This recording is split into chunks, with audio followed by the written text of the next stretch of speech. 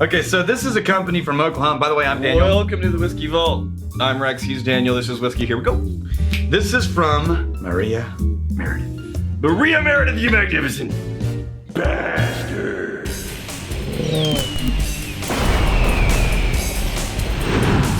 Okay, so we have Leadslingers. Yeah, so We've already given this note before. Pew, pew, pew, pew. That's what I'm expecting from the taste. So these guys are in Oklahoma.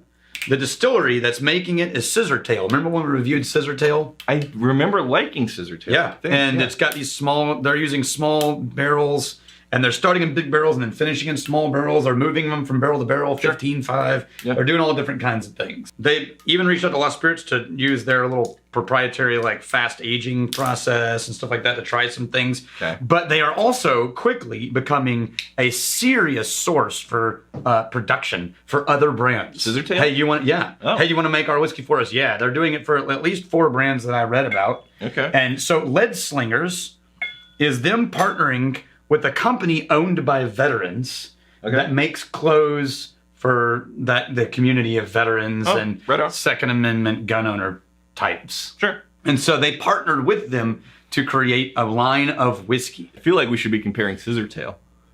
No, we got other things to drink. Oh, I gotta limit ourselves here. So I still am getting melon. This weird melon note. Now this is a rye, not a bourbon. Man, this is a rye. Right. So doesn't smell like it. Yeah, my point exactly.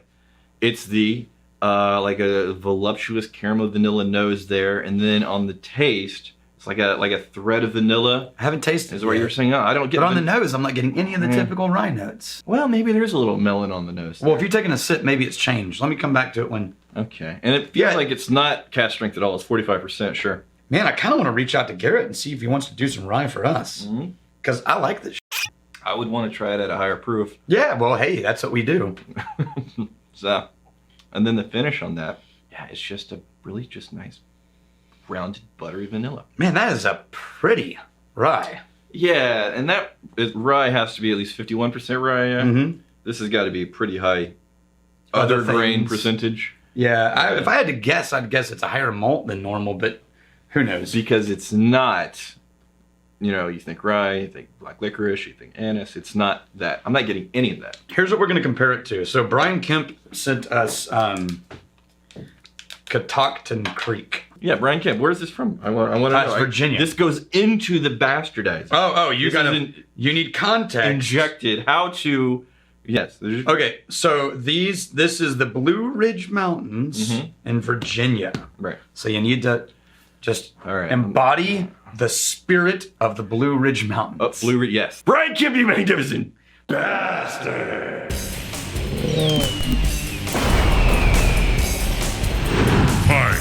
Okay, so this is a rye, but it's finished maple syrup barrel. And a maple syrup barrel. Huh.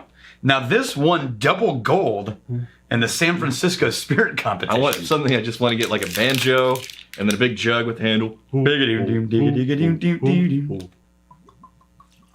So Catoctin Rye. This is Roundstone Rye, and that's their signature rye. They say it's 100% rye. So okay, I'm already very interested on the nose. Oh, it's way back to that. That molasses in there. Well, now I'm not getting maple syrup. No, I'm getting like a dark molasses, almost coffee.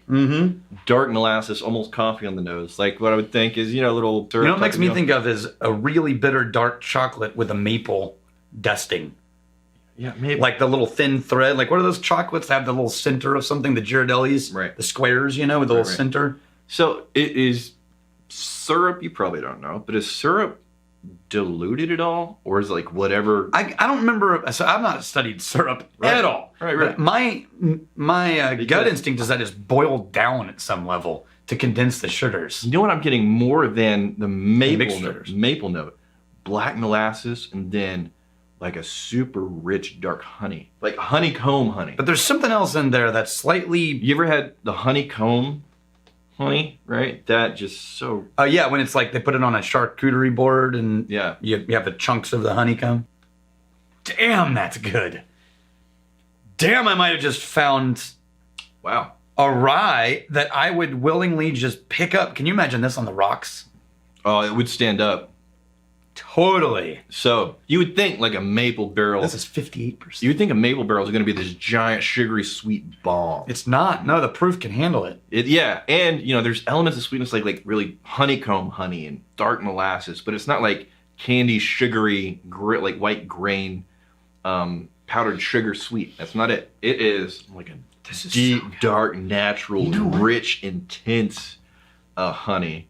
What do you got? Copper pot still. They're doing pot still instead of column still for their rye. Oh, this is so good. That's why we're getting so much richness and vibrance to the flavor. So much oil. Wow. All right. And the color on this thing, I'm thinking copper pot still, high proof, blah blah blah.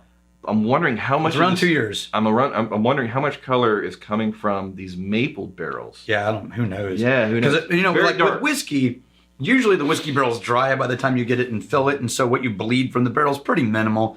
Now, if you get a fresh dump wine barrel, it has a really fast, high impact. Right. So I guess it depends on the maple barrel, how long the maple had been out of the barrel before they filled it. So beyond just those really thick, heavy, rich, dark, natural sugary, you know, honeycomb, dark molasses kind of flavors, there's a really dry, like a thick, dry layer. Yeah, it leaves your tongue dry. Yeah, like black coffee. There's still an element of black coffee in there. But like a sawdusty dry. Super interesting whiskey, man. This is from Cyber Bloney on this Whiskey Tribe subreddit. Is there a budget blending website?